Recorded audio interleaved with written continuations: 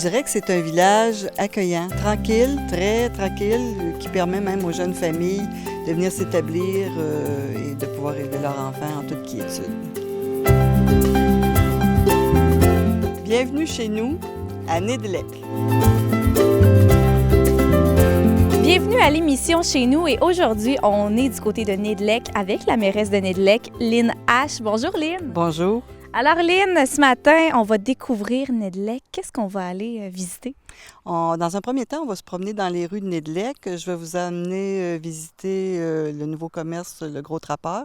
Ensuite, on va aller dans nos sentiers. On a le sentier Bec et Jardin et on a le sentier écologique qui sont un à côté de l'autre. Alors, j'ai bien hâte de voir ça. On commence la visite? Oui, suivez-moi. Qu'est-ce qui rend le village de Nédélec unique? Qu'est-ce qui le différencie des autres villages au Témiscamingue? C'est la résilience des gens, du fait qu'on a peu ou pratiquement pas de services. Les gens ont développé quand même des stratégies pour se débrouiller, venir à bout de tirer leur parti, de vivre dans un milieu où il y a peu de services, pas de commerce. Et quelle est la plus grande force, selon vous, du village de Nédélec? Eh bien, je me répète, je pense que c'est la résilience, le système D que les gens ont développé aussi au fil des années. Et puis, combien de population est-ce que le village compte? Environ 380, je dirais. Ça fluctue, mais c'est pas mal là-dedans. Des gens quittent, des gens arrivent. Et puis, comment qu'on les appelle, les habitants de Nédélec? Les Nédélecois et les Nédélecoises. Et comment vous les décririez, les habitants de Nédélec? Moi, je considère que c'est des gens très chaleureux, très accueillants. Je suis relativement nouvelle arrivante. Ça fait peut-être une dizaine d'années que je demeure à Nédélec. Puis j'ai vraiment senti un accueil. Je me suis sentie accueillie et bienvenue à Nédélec.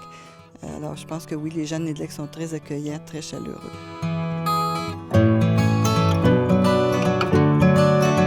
Alors maintenant, Lynn, on va vraiment parler de vous. On va apprendre à vous connaître en tant que mairesse. Vous mentionnez que ça fait 10 ans que vous habitez à Nédélec. Vous êtes originaire de quel endroit? De Notre-Dame-du-Nord. J'ai demeuré pratiquement toute ma vie à Notre-Dame-du-Nord. Et c'est ça, on avait un besoin de changement, un goût de changement. On est arrivé à Nédélec en transition, puis on a décidé d'y demeurer parce qu'on est vraiment bien. Et puis, vous êtes mairesse depuis combien de temps? Depuis l'automne dernier. C'est mon 3e mandat au sein du conseil municipal. Avant ça, j'étais conseillère. Et j'ai été mairesse suppléante là, de mars 2017 à la fin du mandat au mois de novembre. Et puis, qu'est-ce qui vous a motivé, si on veut, à postuler pour devenir mairesse?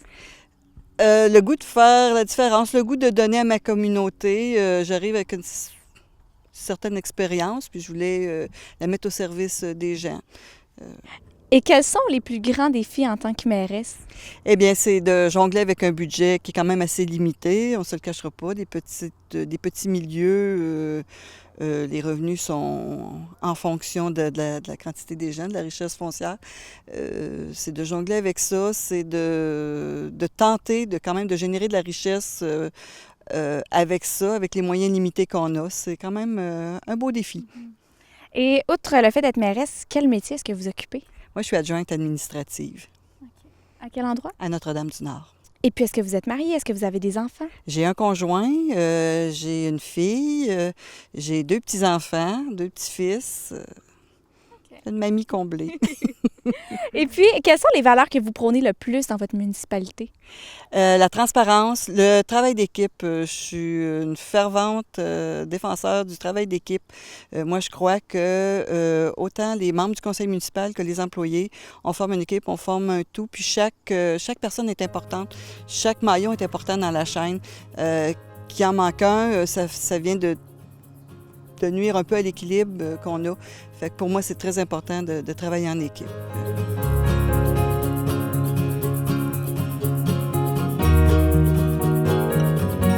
Alors, Lynn, on se trouve maintenant avec la personne que vous avez choisie comme personnalité du village, Madame Carmen Rivard. Et je veux savoir tout d'abord le pourquoi est-ce que vous l'avez choisie? J'ai choisi Carmen parce que c'est quand même une figure importante à Nédélec. C'est notre ancienne mairesse. Elle a été mairesse pendant 16 ans et demi. Quand même, je pense que Carmen a laissé sa marque à Nedlec. Puis c'est un peu mon mentor. Je me suis beaucoup servi inspirée de son action et de ce qu'elle a apporté à la municipalité. Ça me guide beaucoup dans mon mandat. Alors, Carmen, bonjour. Bonjour. Et moi, je veux savoir tout d'abord, là, vu que Lynn vous a choisi comme personnalité, Oui. qui est Carmen Rivard? Carmen Rivard, moi, je suis née Carmen Gignac. Je suis native de Nedlec. J'ai toujours été occupée dans les organisations. J'ai fait beaucoup de bénévolat. J'ai été mairesse pendant 16 ans et demi. Puis je continue encore à être au comité de développement, bibliothèque, éducation populaire et autres. Je n'ai pas laissé mon bénévolat. Vous, est-ce que vous avez habité à Nedlec toute votre vie? Oui, moi, je suis native de Nedlec. Mes parents sont arrivés à peu près en 1940 dans le rang qu'on appelle maintenant le chemin des Bouleaux. Mes parents sont arrivés, ils ont dû couper le bois pour bâtir la maison. Puis, c'est ça. Moi, je suis née là en 1945. Je vous dis pas mon âge, mais je suis née en 45. Et qu'est-ce qui a fait en sorte que vous avez choisi vraiment là, de rester à Nedlec, d'habiter ici toute votre vie?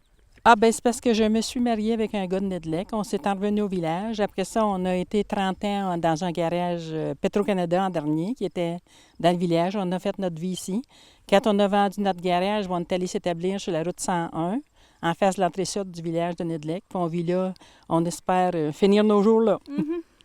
Et puis là, c'est vous, Carmen, que Lynn a choisi pour raconter l'historique du village de Nedlec. Et là, on a choisi un endroit spécial où on va aller raconter l'histoire de Nedlec. Oui, un de nos joyaux à Nedlec, la maison d'Arvaux. Monsieur d'Arvaux, c'était un des pionniers de Nedlec. Il y avait une fabrique de châssis. Et c'était une assez belle maison, alors on peut s'y rendre. Nedlec a été fondé en 1910. Les premiers colons arrivés venaient d'un monsieur Maton de Grand-Mère. Ensuite, il y a beaucoup qui sont venus de Saint-Ex, Saint-Séverin, de ces coins-là. C'était les curés qui les envoyaient ici pour la colonisation. Et puis, dans les premières familles arrivées, ensuite, il y a eu des Massicottes, Cloutier, Trudel. Les Trudel, c'est la famille dont il reste le plus de descendants aujourd'hui dans la municipalité. Il y a eu des Carrières, Cossette, Lortie. Ensuite, il y a eu beaucoup de Perrons, puis ça s'est suivi. Un événement marquant, il y a eu le feu de 1922 qui a détruit tout le village, sauf l'église qui est restée debout. Et puis quelques maisons sur la 101. Les gens étaient c'était une grosse épreuve pour la municipalité de Nedlec. Ils ont dû recommencer à nouveau. C'est pour ça qu'on voit comme ici, le bâtiment, c'est 1925. Moi, les plus âgés me disaient que les gens qui étaient sur la route 101 Sud voulaient le village à 101 Sud. Ceux qui étaient sur la 101 Nord voulaient le village à 101 Nord. Il paraît que le curé est arrivé une bonne journée, il a planté la croix ici, c'est ici qui va être le village. Alors, dans ces années-là, on sait que le curé, c'est lui qui menait la paroisse pas mal. Alors, le village, c'est pour ça que le village a été ici. Puis l'église, elle a été débâtie dans les années 70. Ils ont pris l'ancienne salle paroissiale, puis ils ont fait l'église qu'on connaît aujourd'hui. Le premier presbytère, lui, c'est une maison pour personnes âgées. Il y a 5 logements dedans. C'est un HLM qui est habité, les 5 loyers sont habités. Puis nous, Nedlec, qu'est-ce qui a été dévastateur pour nous, c'est le feu. Il y a beaucoup de choses qui ont passé au feu. Après ça, on a eu l'usine de fond de panier qui employait 8 employés. Puis les cultivateurs, au printemps, allaient bûcher du bois sur leur terre. Ils allaient vendre ça à l'usine de fond de panier. Alors, c'était un moteur économique pour la municipalité et les paroisses alentours. Puis, il y a eu l'école des garçons qui est passée au feu, le moulin à scie, la meunerie. Ensuite, on a eu une épicerie. Alors, le feu a été beaucoup un élément dévastateur pour notre paroisse. Le feu de 22, c'est supposé qu'il venait du côté des Libérés. Ce serait quelqu'un qui soudait, je pense qu'il a parti en étincelle. C'était une année, qu'on me dit, très sec, comme aujourd'hui. Puis le feu est parti. Puis dans ces années-là, il n'y avait pas les pompiers puis les avions comme aujourd'hui pour éteindre le feu. Alors le feu s'est rendu jusqu'à Nedlec. Puis avant le grand feu à Nedlec, il y avait des gros arbres. Puis après ça, quand ça a repoussé en tremble. Le plus vieux commerce qu'on a aujourd'hui, c'est Trudel Équipement, qui a été commencé avec M. Isidore Trudel en 1929. Dans le temps, c'était Massy Harris. Jean Trudel, son fils, a pris la relève de son père. Puis aujourd'hui, c'est Guy qui en est le gérant, le frère agent. Le garage a été débâti pour la voie de contournement. Puis là, aujourd'hui, ils l'ont rebâti avec le garage qu'on a maintenant. En parlant de voie de contournement, avant qu'elle soit construite, dans le village, les vannes, ils renversaient parce qu'il y a le crush. Puis on était chanceux quand même qu'il n'y ait pas eu de morts, de blessés, parce que beaucoup de vannes ont viré à l'envers en avant de Villa Nedlec, qu'on connaît aujourd'hui, puis l'ancienne église qui était là. Avant Nedlec, la 101 était faite dans les années 72, je pense. Et puis avant Nedlec, tout le trafic passait dans le village. Puis je vous avoue bien, quand on était au téléphone, on n'entendait plus grand-chose, avec les vannes qui passaient, puis c'était très bruyant. Maintenant, c'est sûr qu'on a moins de trafic, mais c'est plus tranquille, alors c'est plus calme, on est bien. Il y a eu aussi en 1995 l'annexion de Roulier. Roulier est annexé à Nedlec, alors maintenant, on fait qu'une municipalité, Nedlec et Roulier. Puis à Roulier, il y a quand même l'église qui est devenue une salle de quai, qui maintenant est fermée, a été vendue à la Bleuetière du Montreuil pour loger leurs employés. Et puis il y a la Bleuetière du Montreuil, qui est une entreprise qui va très bien. Puis déjà dans la municipalité, on avait quand même 4 stations de service, il y avait un restaurant, il y avait beaucoup plus de monde, comme dans les autres paroisses. La population est partie, mais il faut dire aussi que dans ce temps-là, on avait 15 enfants. Et comme je fais souvent des farces, nous autres, chez nous, dans le rang, mes 2 oncles avaient 15 enfants, puis chez nous, on était 10. Alors, juste les 3 familles emplissaient l'école, puis aujourd'hui, il n'y a plus de monde dans la maison. C'est ça qui arrive, que la population a baissé.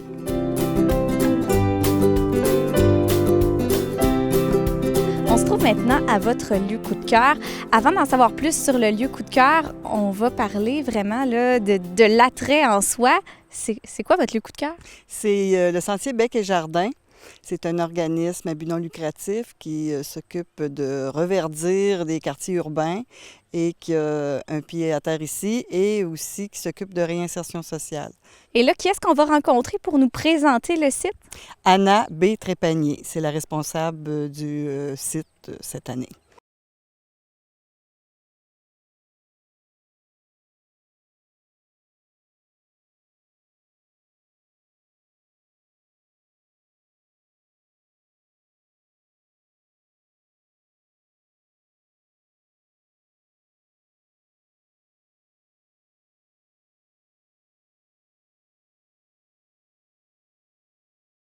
Bec et Jardin, ça a commencé en 1993 comme un organisme qui, au départ, visait à faire de la production de vivaces et aussi aménager un peu les lieux avec des étangs qui ont été creusés pour amener le tourisme. Et notre jardin de production de vivaces, qui était une des premières raisons de l'existence du lieu, c'était pour faire des divisions de vivaces, pour les amener dans les projets à Montréal, pour faire d'autres jardins sur des terrains en friche là-bas, avec des populations marginalisées, puis avec beaucoup d'insertion socio-professionnelle. C'est une des valeurs clés de l'organisme. Ici, on reçoit l'été beaucoup les camps de jour. On reçoit une fois par semaine le camp de jour de Nedlec. Sinon, on a reçu cet été le camp de jour de Rouen aussi. Donc, on prépare des animations avec les enfants, toutes sortes d'activités d'éducation sur l'environnement, sur la faune d'ici, l'ornithologie, toutes sortes de sujets en lien avec la nature. Donc, on fait de la sensibilisation aussi. On a des oiseaux qu'on présente aussi avec eux, donc ça va avec l'ornithologie. Puis on reçoit aussi beaucoup de visiteurs, des gens qui viennent faire des visites libres. Donc le site ici est toujours ouvert. Il n'y a pas de charge pour rentrer, c'est vraiment libre à tous de venir visiter. Donc c'est ça, on reçoit quand même pas mal de visiteurs. À tous les jours, on en a environ de 5 à 10. Là. Ça va quand même assez achalandé. Bien, on a différents lieux d'intérêt. Donc ici, on a la papillonnière derrière nous. C'est un dôme dans lequel on a plusieurs plantes mellifères pour nourrir les papillons et avec des papillons belles dames à l'intérieur. Donc les enfants avec le camp de jour et les visiteurs en général peuvent voir l'évolution du cycle du papillon. Ensuite, on a des oiseaux, toutes sortes de différents oiseaux de basse-cour un peu particuliers, des faisans, des paons, pintades, plein de petites sortes de poules. Donc c'est ça peut être les oiseaux à aller voir. On a aussi des sentiers qui se promènent un petit peu partout, dont quelques-uns ont été aménagés avec des vivaces aussi pour rendre ça ornemental. On a une tour d'observation avec plusieurs étangs, donc juste une visite en général pour voir un beau site. Dans le fond, l'homme qui a parti ça ici, c'est Pierre Denomé, qui est originaire de Nedlec, qui a habité aussi longtemps à Montréal, puis qui voyait qu'il y avait un grand décalage entre la vie urbaine puis le contact avec la nature. Donc, c'est ça, l'organisme à Montréal a les mêmes valeurs, les mêmes structures à peu près qu'ici. Donc, l'idée, c'est vraiment de rapprocher les gens de la nature, donc qui a un besoin un petit peu plus criant en ville, c'est bien normal. Donc, là-bas, il y a différentes activités de plantation de jardins avec des camps de jour, des écoles. Il y a vraiment une grande programmation culturelle. Puis avec plusieurs jardins qui ont été, aménagés au fil du temps, au cours des 25 dernières années, avec les plantes qu'on prenait ici, qui étaient divisées pour les amener dans les projets à Montréal.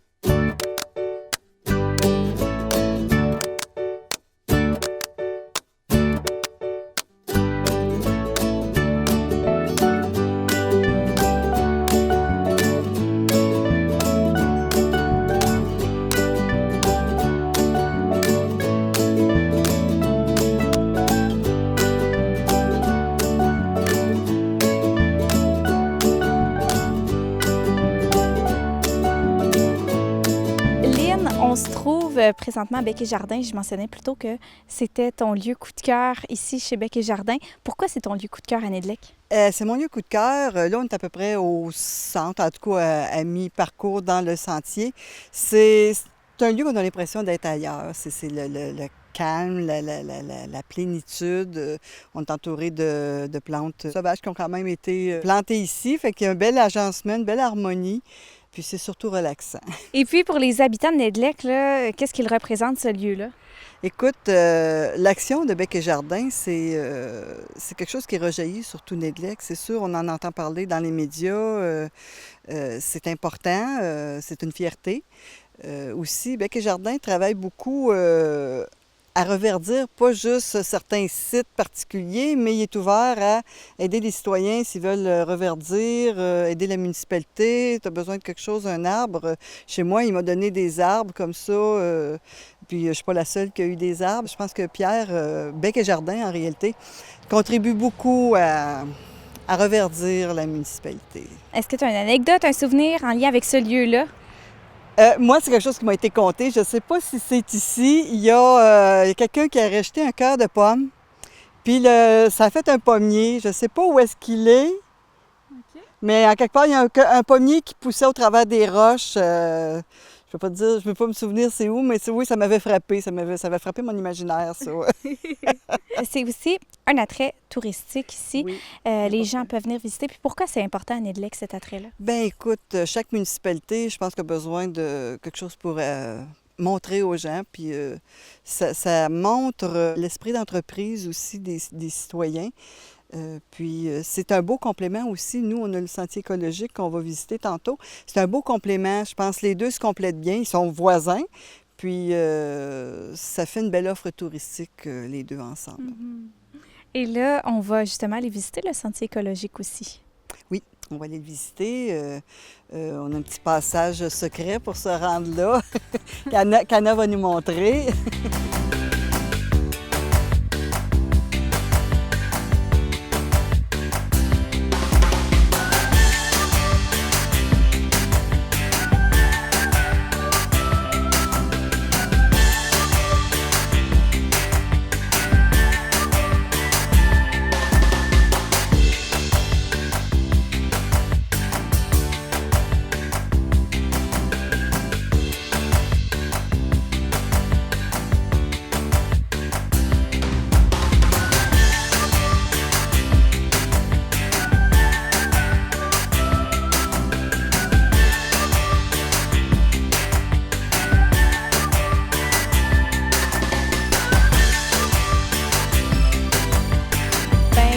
potager communautaire Céléden, comme c'est ça son nom, qui a été planté cette année par les deuxièmes années de l'école de Nedlec. Donc ici, ça c'est vraiment un terrain de prédilection pour nos animations avec le camp de jour.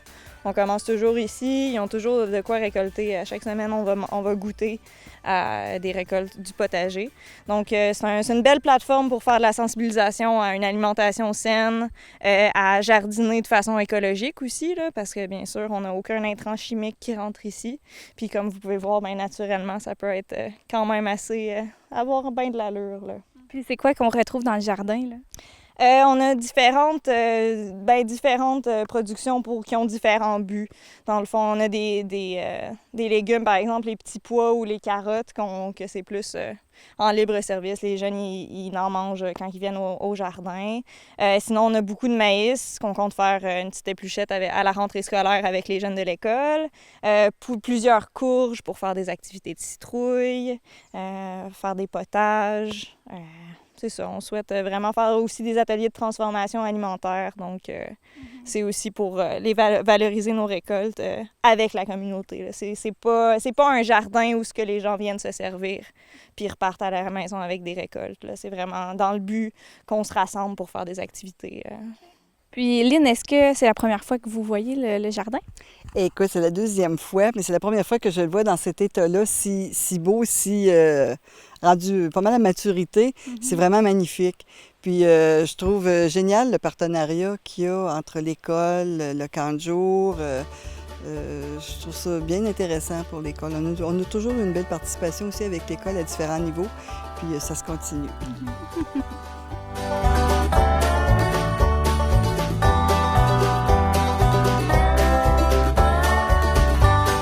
Au printemps, on installe, vers la mi-mai, on installe des cabanes pour les hirondelles. Donc, il y en a de ce côté-ci de la rue. C'est vraiment, le soleil se lève de ce côté-là, donc les cabanes sont chauffées le matin. C'est vraiment le plus confortable pour les oiseaux. Donc, on a plein d'hirondelles qui viennent s'installer au village, qui font leur petit nid dans la cabane. Fait que c'est ça, ça nous amène encore de la faune dans le village de Nedlec. Lynn, en se promenant, on vient de faire une belle rencontre, là. Oui, je vous présente Liette Grenier, justement une nouvelle arrivante à Nedlec. Bonjour. Elle est ici depuis... Depuis l'automne dernier, oui. OK. On aime bien ça. On est arrivé de mon copain du Témiscamingue, lui, de Notre-Dame-du-Nord. Puis c'est ça, on est arrivé l'automne dernier. On est super bien. On est bien on aime les gens aussi, l'ambiance. Oui, c'est une belle place. On est comme tranquille. On s'assied sur notre patio, là, puis on n'entend presque rien. Là, c'est bien le fun. Pourquoi vous êtes envenu ici? Bien, en fait, c'est pour la proximité de nos familles. Mon mari, Notre-Dame-du-Nord, sa famille est là-bas. Puis moi, c'est plus dans le coin de Rollet. Fait que, tu sais, c'est une belle opportunité ici pour voir nos familles un et l'autre. Là. Fait que c'était bien agréable de choisir la place ici. Si on parle d'économie à Nedlec, c'est quoi le principal moteur économique de la municipalité? C'est l'agriculture. Il y a plusieurs fermes céréalières, il y a quelques fermes bovines et laitières. C'est le principal moteur économique ici. Puis, est-ce que ça a été toujours ça? Oui, à ma connaissance, ça a toujours été ça. C'est sûr qu'à une certaine époque, on parlait plus de fermes familiales, donc il y avait plus de gens dans les campagnes, dans les rangs. Donc ça générait aussi une activité économique importante dans le village. Et puis, Lynn, c'est quoi les plus grands employeurs à Nedlec en ce moment? C'est le milieu agricole encore. Il y a aussi, dans le Montreuil, il y a la Bleuetière du Montreuil qui embauche quand même pas mal de gens. Okay. Je pense que même ils ont de la main-d'œuvre qui vient d'extérieur. Je pense que c'est un gros employeur. C'est peut-être le plus important employeur de Nedlec. Est-ce qu'il y a de la place pour des nouvelles entreprises ici, là? Oui, il y a beaucoup de place pour les nouvelles entreprises. On aimerait, peut-être à une échelle réduite, relancer l'économie comme elle était dans ces belles années à Nedlec. Il y a de la place, effectivement, puis on leur fait toute la place qu'ils ont besoin. La preuve, le commerce qu'on va aller visiter, c'en est un bel exemple. Et parlez-moi justement du commerce qu'on s'en va visiter. C'est lequel?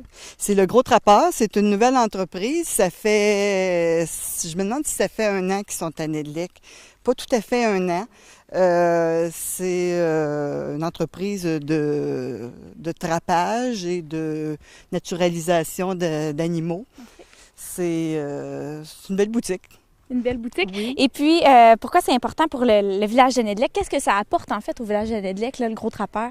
Bien, ça apporte un achalandage différent. C'est un commerce, c'est un créneau qui n'est pas habituel au Témiscamingue. Ça attire une clientèle différente, particulière. Les gens sont curieux de venir voir. Et ça aussi, ça occupe un endroit, un magasin qui était mythique à Nedlec. Okay. C'était Plaza Nedlec. Ça, dans les belles années de Nedlec, excuse-moi, c'était un des beaux commerces. Alors, eux occupent cette bâtisse-là, fait que c'est une fierté pour nous autres. Alors là, on y va, on s'en va rencontrer qui exactement? On va aller rencontrer les propriétaires, Claude Cardinal et Pascal Laliberté.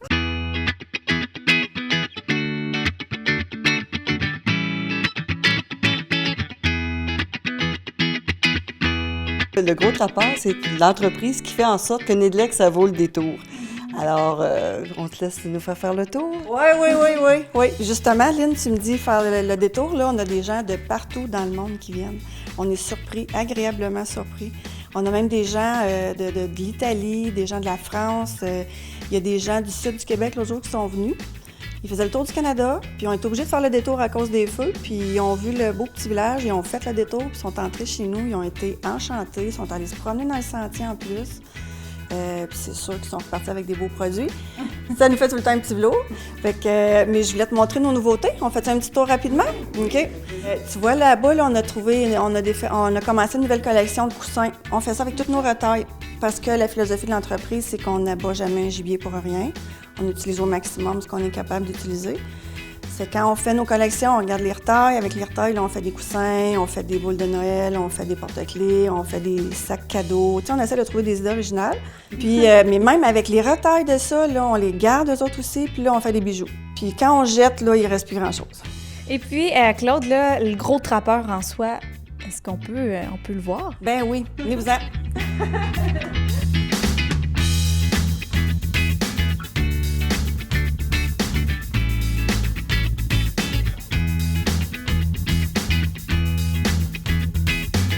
Bien, moi, je vais commencer en disant que c'est vraiment le mariage entre la fille de la ville, qui aimait la mode, le design, la création, et le gars de bois qui aimait le bois, la faune, la flore et tout.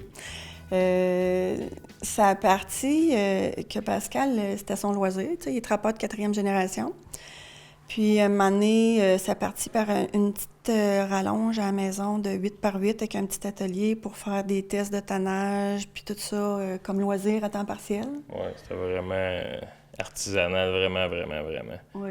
Puis là, ben là, ça s'est connu, tu sais, dans le milieu des trappeurs, des chasseurs. Puis là, ben un trappeur qui demande « Veux-tu me tanner mon castor? » Là, à chaque année, une rallonge là, puis une rallonge après la maison. Fait que là, ben à un moment donné, on manquait de place à cause qu'on avait trop de demandes. Fait qu'on a déménagé à Nedlec. On a fait le sacrifice. On restait au bord de l'eau, mais c'était un sacrifice qui a valu la peine, vraiment, là. Puis là, ben on a vraiment créé l'entreprise comme on la voit aujourd'hui l'an passé. Ça fait 1 an. Fait que l'entreprise, c'est de la trappe, dans le fond, Pascal Trappe. Et c'est lui qui fait la transformation. Tout est transformé ici de A à Z. On a un copain qui nous a sorti notre slogan, qui est un peu du brut au luxe, si on veut dire. Qu'est-ce qu'on faisait avant aussi, que je faisais avec mon grand-père et mon père, c'est que c'est juste séché fourreux puis c'est vendu brut dans les encans. Puis de même, aujourd'hui, tu peux pas arriver. Aujourd'hui, même à la fin de l'année, ça te coûte du gaz. Là. Puis le gazier, puis j'ai tout le temps voulu vivre de ça, moi, puis je me suis fait dire que c'était impossible. Fait que la façon que j'ai trouvé, c'est de transformer de A à Z les gibiers que je prends à la trappe. Mais aussi, c'est ça, pour revenir à bout d'arriver, comme on dit. Je fais tout de la taxidermie, puis je suis guide de chasse aussi. Dans le fond, notre fierté de l'entreprise, là, c'est qu'on prend le temps avec chaque client. T'sais, on ne fait pas juste vendre un produit sur le coin de la tablette. On prend le temps de lui expliquer la philosophie de l'entreprise, que les animaux, la trappe maintenant, c'est vraiment de la trappe sans queue, la trappe humanitaire, dans le fond, qu'on appelle. La transformation, le tannage, les techniques de tannage, on a trouvé une technique de tannage qui est moins nocive pour l'environnement que les grandes tanneries industrielles. Tu sais, notre gibier, on mange la viande qu'on est capable de manger.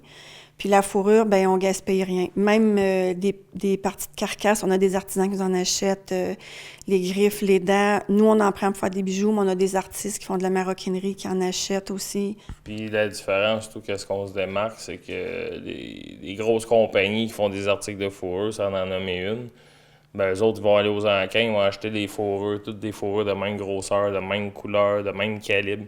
Fait que toutes les mitaines, c'est tout est pareil. Nous autres, on y va avec ce que la nature elle nous donne. Fait que tu t'auras pas... si t'as une paire de mitaines ici, t'auras pas quelqu'un qui va avoir la même identique. On part de la botte de fourrure, jusqu'aux bijoux. Dans le fond, on peut offrir, on fait mitaines, chapeaux, on a des trucs de décoration, on a même fait des courtes pointes, on a des projets de faire des courtes pointes, des nids d'ange, des pantoufles. N'importe quel projet, le bon y arrive avec ça, puis on remplace beaucoup, parce qu'il faut dire la fourrure, la fourrure naturelle, c'est beaucoup plus rentable que la fourrure synthétique, c'est bien plus résistant. On change des fourrures sur des mitaines qui ont comme 40-50 ans, là, quasiment à cette heure. Là. On change de la fourrure, puis les mitaines sont encore bons pour un bout. Là. Puis on fait beaucoup de sur-mesure aussi. Tu sais, on a notre collection qui est sur la tablette, qui est disponible, mais on fait beaucoup de sur-mesure. Les gens peuvent arriver, s'ils aiment notre modèle de mitaine, mais qui disent j'aimerais mieux l'avoir avec du lynx que du loup, oui, c'est faisable. On a toujours des fourrures de disponibles. Pascal, son tannage, il le fait pour notre confection à nous, mais il tanne aussi pour d'autres trappeurs ou d'autres chasseurs qui veulent avoir leur fourrure tannée. Puis on peut leur faire des produits avec leur fourrure aussi. Ça, les gens, ils ont beaucoup de fierté parce que souvent, le trappeur, il trappe par loisir, mais tu sais, d'avoir sa mitaine avec son gibier qu'il a capturé, c'est intéressant, tu sais. L'avantage de transformer ici, c'est qu'on a le contrôle de la qualité de A à Z, tu sais, vraiment du début à la fin, pour être sûr que la fourrure qu'on prend pour faire une mitaine ou une botte, bien, elle est vraiment de qualité, puis qu'elle a la bonne épaisseur, un bon cuir, puis qu'elle va être résistante, là. On s'est déjà fait demander pourquoi on n'allait pas plus vers les grands centres, puis non. C'est vraiment, l'entreprise est à l'image du secteur nord du Témiscamingue. Pascal, ses terrains de trappe depuis 4 générations, c'est dans le secteur nord du Témiscamingue. Puis les gens en ville, quand on y va, qu'on apporte nos produits, ils trouvent ça magique, justement, qu'on ait la ressource directement. Les autres ne sont pas habitués de voir ça. Ils sont habitués d'aller dans un grand marché, acheter les fourrures qui n'ont aucune idée d'où elle arrive. Tandis que nous, on arrive, c'est nous qui l'a capturé, c'est nous qui l'a transformé. Pour eux autres, c'est pour leur système. Aussi, il faut dire, aujourd'hui, on a trouvé une plug, comme on peut dire en bon français. Puis tous nos cuirs, c'est tout du cuir d'orignal. Qui a été récupéré des bouchers, puis tout ça. Ouais. Une tannerie Huron. Du Québec. Fait que c'est pas du cuir made in Pakistan. Non.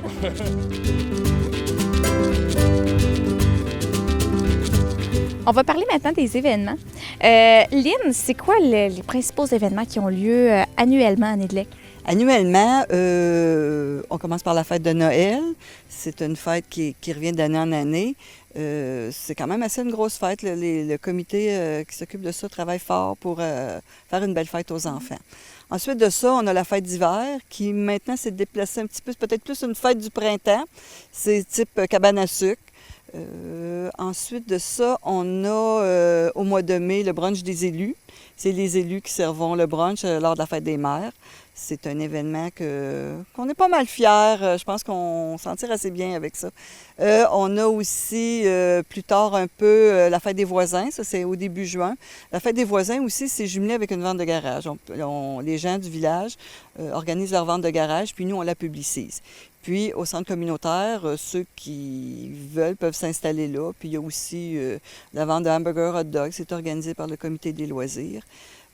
On a ensuite, au mois de juin, à la fête des pères, c'est la fabrique qui organise le souper de la fête des pères. On a beaucoup d'activités rassembleuses pour nos citoyens parce que du fait qu'on n'a pas de point de rassemblement, type restaurant ou café, les gens apprécient beaucoup d'avoir ce genre d'activités-là. Puis ça nous permet de nous rencontrer. C'est toujours bien apprécié et bien agréable. Ça fait pas mal le tour de nos activités. Et puis, ces événements-là, est-ce qu'il y en a qui sont organisés par la municipalité?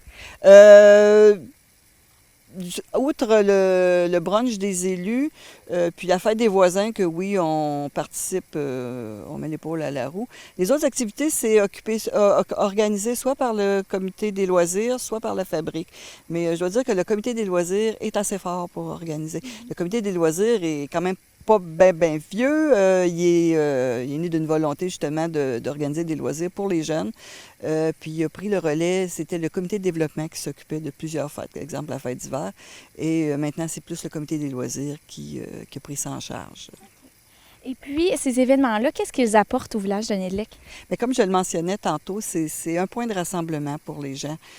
C'est vraiment là, c'est un happening pour les gens. Les gens sont contents d'être là, puis ben, des fois, ça se planifie. C'est pas rare de voir des tables entières occupées par une même famille. Je pense à la fête des mères ou à la fête des pères. C'est vraiment là, des fêtes familiales. Là. Ça se réunit en famille, puis c'est quand même des belles fêtes. C'est agréable à voir puis à organiser aussi. Et puis, est-ce qu'il y a des gens de l'extérieur de Nédlec qui viennent assister aux événements? Oui, oui. Surtout ces deux fêtes-là, justement. Oui, ça attire beaucoup les gens de l'extérieur. Les familles se réunissent, fait qu'il y a des gens de l'extérieur qui viennent. La fête des voisins aussi. Les amateurs de vente de garage, ils trouvent leur compte, oui.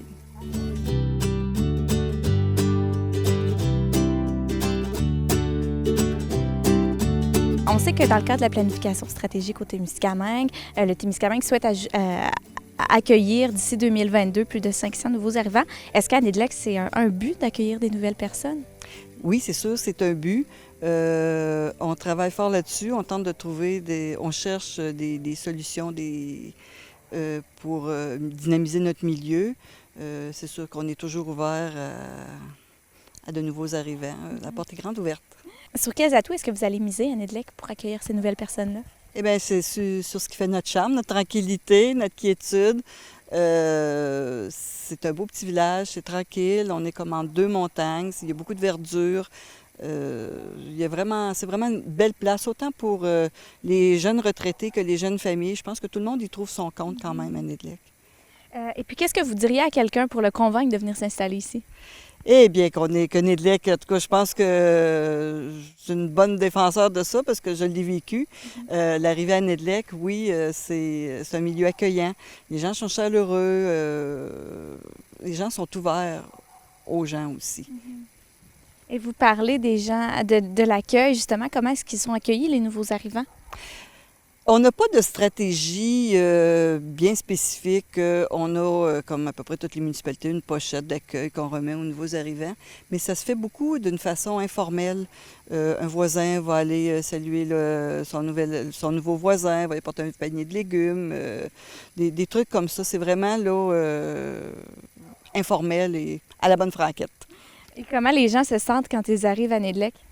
Bien, j'imagine qu'ils sont bien parce qu'on a quand même accueilli des gens de d'autres régions, de d'autres municipalités. Puis oui, je pense que c'est des gens heureux. Je pense qu'ils se sont sentis probablement aussi bien que moi quand je suis arrivée à Nédlec. Et puis maintenant, on va vraiment parler des enjeux propres au village de Nédlec. C'est quoi les principaux enjeux qui vous touchent? Bien, c'est des enjeux économiques, c'est sûr. On travaille fort à relancer l'économie, à redynamiser l'économie.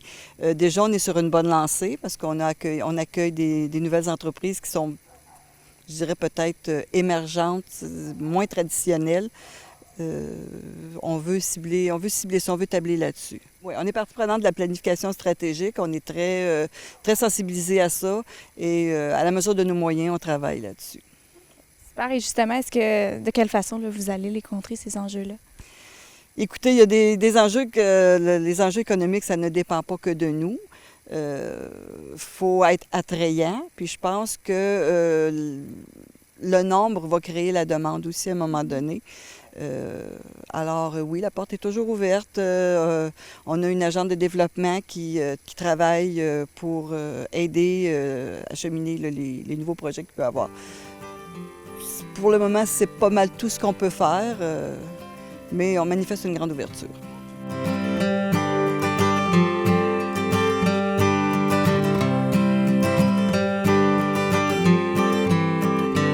Quels sont les principaux projets qui sont à venir là, à Nédlec? À plus ou moins long terme, je dirais même plus à moyen terme, c'est notre projet d'assainissement des eaux. On est là-dedans. L'année prochaine, ça devrait commencer à prendre forme. Cette année, on travaille plus sur nos infrastructures, notre bâtiment municipal. On va travailler aussi sur notre centre des loisirs. On travaille sur nos parcs aussi. Et on a un nouveau développement on commence à avoir un peu de demande, alors on va travailler là-dessus aussi. c'est les principaux défis qu'on a là, pour l'année et les prochaines années. Et comment ces projets-là vont nécessiter votre implication? Eh bien, c'est au niveau monétaire, comme de raison.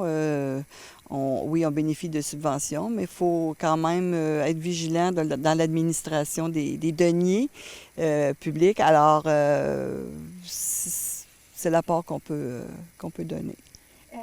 Et puis, par rapport à la municipalité, là, quel est votre plus grand souhait pour Nedlec?